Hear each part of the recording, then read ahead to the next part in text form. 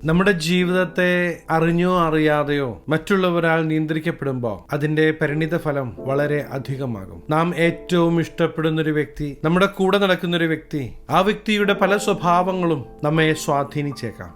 ഇന്ന് യഥാർത്ഥത്തിൽ ഇപ്രകാരമുള്ള സ്വാധീനങ്ങൾ നമ്മുടെ ജീവിതത്തെ നിയന്ത്രിക്കുന്നുണ്ടോ എന്ന് നാം പരിശോധിക്കേണ്ടത് ആവശ്യമാണ്. ഒരു വ്യക്തി നമുക്ക് ചെയ്തു തന്ന സഹായങ്ങൾ പലപ്പോഴും ആ വ്യക്തിക്ക് നമ്മെ നിയന്ത്രിക്കുവാനുള്ള കാരണമായി മാറുന്നുണ്ടോ എന്നും നാം ശ്രദ്ധിക്കേണ്ടത് ആവശ്യമാണ്. ഇന്ന കാര്യങ്ങളെല്ലാം ചെയ്തു തന്നതുകൊണ്ട് നമ്മുടെ ജീവിതത്തിന്റെ നിയന്ത്രണം ഇന്ന വ്യക്തിക്ക് അടിയറവ് പറയുക എന്നത് വളരെ നിർഭാഗ്യകരമായ ഒരു അവസ്ഥയാണ്. യഥാർത്ഥത്തിൽ നമ്മെ നിയന്ത്രിക്കേണ്ടത് ആരാണ് എന്ന് ദൈവവചനം വളരെ വ്യക്തമായി നമ്മെ പഠിപ്പിക്കുന്നുണ്ട്. ഏദൻ തോട്ടത്തിലെ മനുഷ്യന്റെ സൃഷ്ടിപ്പ് മുതൽ നാം പരിശോധിച്ചു കഴിഞ്ഞാൽ ദൈവത്തോട് ചേർന്ന് നടക്കുവാനും ദൈവഹിതപ്രകാരം കാര്യങ്ങൾ ചെയ്യുവാനും ദൈവം മനുഷ്യനെ കുറിച്ച് ആഗ്രഹിച്ചിരുന്നു എന്ന് വളരെ വ്യക്തമായി നമുക്ക് കാണുവാൻ കഴിയും. ദൈവം മനുഷ്യന് സ്വതന്ത്രമായ ഇച്ഛാശക്തി, ഫ്രീ വിൽ കൊടുത്തിരുന്നു എന്ന് നമുക്ക് കാണുവാൻ കഴിയും. സ്വന്തമായ തീരുമാനങ്ങൾ എടുക്കുവാനുള്ള കഴിവ് മനുഷ്യന് ദൈവം നൽകി മനുഷ്യൻ സ്വയം ഒരു ഭരണാധികാരിയായി മാറുവാനോ തന്നെ തന്നെ മറ്റൊരു ശക്തിക്കോ വ്യക്തിക്കോ കീഴ്പ്പെടുത്തി വെക്കുവാനോ വേണ്ടി ആയിരുന്നില്ല, മറിച്ച് സൃഷ്ടാവായ ദൈവത്തിന് പൂർണ്ണമായും വിധേയപ്പെട്ട് ദൈവത്തിന്റെ നിയന്ത്രണത്തിൽ ജീവിക്കുവാൻ വേണ്ടിയായിരുന്നു. എന്നാൽ പാപത്തിന്റെ കടന്നുവരവോടെ മനുഷ്യൻ ദൈവത്തിന്റെ നിയന്ത്രണത്തിൽ നിന്ന് പുറത്തു പോകുകയാണ് ചെയ്യുന്നത്. സ്വന്തം ജഡമോഹങ്ങൾക്കും പിശാചിന്റെ ലോകത്തിന്റെ നിയന്ത്രണത്തിനും മനുഷ്യൻ തന്നെ തന്നെ വിട്ടുകൊടുക്കുന്നു. ഇന്ന് നമ്മെക്കുറിച്ചുള്ള ദൈവത്തിന്റെ ഹിതം എന്ത് എന്ന് നാം തിരിച്ചറിഞ്ഞ്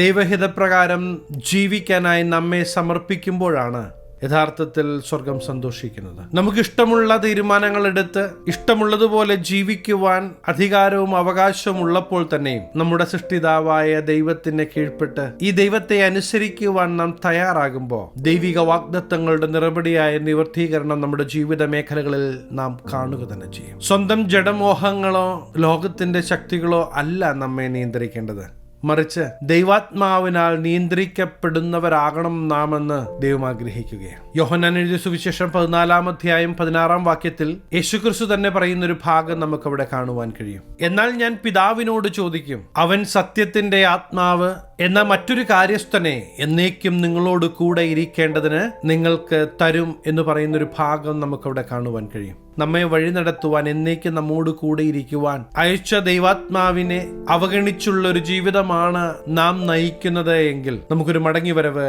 തീർച്ചയായും ആവശ്യമാണ്. പ്രിയ ദൈവത്തിലെ ജീവിതയാത്രയിൽ നാം അറിഞ്ഞോ അറിയാതെയോ നമ്മെ നിയന്ത്രിക്കുവാൻ മറ്റുള്ള വ്യക്തികൾക്കോ മറ്റുള്ള ശക്തികൾക്കോ നാം ഏൽപ്പിച്ചു കൊടുക്കുമ്പോൾ നാം ഒരു കാര്യം മനസ്സിലാക്കണം. ദൈവിക വാഗ്ദത്തങ്ങൾ നമ്മുടെ ജീവിത മേഖലകളിൽ വെളിപ്പെടുവാൻ അതൊരു തടസ്സം ആയി നിന്നേക്കാം. അതുകൊണ്ട് തന്നെ നാം ഏറ്റവും അധികം കടപ്പെട്ടിരിക്കുന്നത് ദൈവത്തോട് ആണ് എന്ന് തിരിച്ചറിയേണ്ടത് ആവശ്യമാണ്. അങ്ങനെയെങ്കിൽ നമ്മെ വിലയ്ക്ക് വാങ്ങിയ, നമ്മോട് കൂടെ ഇരിക്കുവാൻ, നമ്മോട് കൂടെ വസിക്കുവാൻ ആഗ്രഹിക്കുന്ന ദൈവ സാന്നിധ്യത്തെ തിരിച്ചറിഞ്ഞുള്ള ഒരു ജീവിതമാകണം നമ്മുടേത് എന്ന് ദൈവം ആഗ്രഹിക്കുകയാണ്. ജീവിതയാത്രയിൽ ഒരു വഴികാട്ടിയായി ഇന്ന് പരിശുദ്ധാത്മാവ് നമ്മോട് കൂടെ ഉണ്ട് എന്ന് നാം തിരിച്ചറിയണം. ആ ദൈവാത്മാവിന്റെ ശബ്ദത്തിനായി നാം കാതോർക്കേണ്ടത് ആവശ്യമാണ്. ഇന്ന് മറ്റൊരു ശക്തിയാൽ നാം നിയന്ത്രിക്കപ്പെടുന്നുണ്ടോ എന്ന് നാം തന്നെ ഒന്ന് ചിന്തിക്കേണ്ടത് ആവശ്യമാണ്. അതിന് പ്രധാന കാരണം പലപ്പോഴും നാം പറയാറുണ്ട്, അയ്യോ എനിക്ക് സമയം ഒന്നിനും തികയുന്നില്ല എന്ന്. സമയം ഒന്നിനും തികയുന്നില്ല എന്ന് നാം പറയുമ്പോൾ ഒരുപക്ഷെ ശത്രു നമ്മെ കെട്ടിയിട്ടിരിക്കുന്നത് നമ്മുടെ സ്മാർട്ട് ഫോണിലാണോ എന്ന് നമുക്ക് നോക്കേണ്ടത് ആവശ്യമാണ്. ഒരു ദിവസം എത്ര മണിക്കൂർ നാം അതിൽ ചെലവഴിക്കുന്നു എന്ന് നമുക്ക് മനസ്സിലാക്കുവാൻ കഴിയും. പ്രിയ ദൈവത്തിലെ ജീവിതയാത്രയിൽ കൂടെ ഇരിക്കാമെന്ന് പറഞ്ഞവൻ ഒരിക്കലും ഇടയ്ക്ക് വെച്ച് ഉപേക്ഷിച്ചു പോകുകയല്ല. ഞാനുണ്ട് നിന്റെ കൂടെ എന്ന് പറഞ്ഞവൻ ജീവിത അവസാനം വരെയും നമ്മെ വഴി നടത്തുവാൻ മതിയായവനാണ്. ഈ ദൈവത്തെ അവഗണിച്ചുള്ള ഒരു ജീവിതം പലപ്പോഴും നമ്മെ പരാജയത്തിലേക്ക് നയിക്കും. അങ്ങനെയെങ്കിൽ നാം ഇന്ന് ചെയ്യേണ്ടത് നമ്മെ പരിപൂർണമായി നിയന്ത്രിക്കുവാൻ ഈ ദൈവാത്മാവിന് ഏൽപ്പിച്ച് കൊടുക്കുക എന്നുള്ളതാണ്. ആദ്യം ബുദ്ധിമുട്ടാണ് എന്ന് നമുക്ക് തോന്നുന്നു എങ്കിലും കിട്ടുന്ന സമയം ദൈവത്തോട് ചേർന്നിരിക്കുവാൻ, ദൈവവചനത്തോട് ചേർന്നിരിക്കുവാൻ നാം സമയം കണ്ടെത്തുന്നു എങ്കിൽ തീർച്ചയായും ദൈവത്തിന്റെ ശബ്ദം നാം കേൾക്കും. ഇതുവഴി നടക്ക എന്ന് പറഞ്ഞ് വഴി നടത്തുന്ന ദൈവത്തിന്റെ സാന്നിധ്യം നാം അനുഭവിക്കുക തന്നെ ചെയ്യും. ഇന്നും നമ്മുടെ ജീവിതയാത്രയിൽ ദീപമായി പ്രകാശിക്കുവാൻ ഈ ദൈവവചനത്തിലെ ഓരോ വാക്കുകൾക്കും വാക്യങ്ങൾക്കും കഴിയുമെന്ന് നാം തിരിച്ചറിയേണ്ടത് ആവശ്യമാണ്.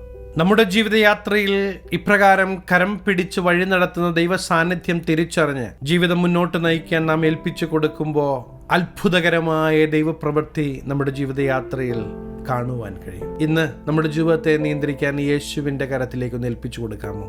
ദൈവാത്മാവിനാൽ നിയന്ത്രിക്കപ്പെടാൻ നിങ്ങൾ ഏൽപ്പിച്ചു കൊടുക്കാൻ തയ്യാറാണെങ്കിൽ ഞാൻ നിങ്ങൾക്ക് വേണ്ടി പ്രാർത്ഥിക്കാൻ ആഗ്രഹിക്കുകയാണ്. കണ്ണുകളെ അടയ്ക്കാം, പ്രാർത്ഥിക്കാം. മഹാപരിശുദ്ധനായ ഞങ്ങളുടെ സ്വർഗീയ പിതാവേ, എന്നോടൊപ്പം ചേർന്ന് പ്രാർത്ഥിക്കുന്ന ദൈവജനത്തെ അങ്ങയുടെ തൃക്കരങ്ങൾ തരുന്നു. ഈ ദിവസങ്ങളിൽ ദൈവത്താൽ നിയന്ത്രിക്കപ്പെടുന്ന ഒരു ജനമായി ഇവർ മാറട്ടെ. അനുഗ്രഹിച്ചു പ്രാർത്ഥിക്കുന്നു, അനുഗ്രഹമാകട്ടെ. സകല മനോമഹത്വം അങ്ങേക്ക്, സകലവും യേശു ക്രിസ്തുവിന്റെ നിസ്തുല്യ നാമത്തിൽ തന്നെ. ആമേൻ. പ്രിയ ദൈവത്തിലെ, ദേശങ്ങൾക്ക് നിങ്ങൾ ഒരു അനുഗ്രഹമാകുവാൻ പോകുകയാണ്. അതെ, ഈ ദൈവാത്മാവിനാൽ നിയന്ത്രിക്കപ്പെടുന്ന നിങ്ങൾ അനേകർക്ക് ഒരു അനുഗ്രഹമാകും. ഈ ചെറു സന്ദേശം നിങ്ങൾക്ക് അനുഗ്രഹമായെങ്കിൽ തീർച്ചയായും ഞങ്ങളെ അറിയിക്കണം.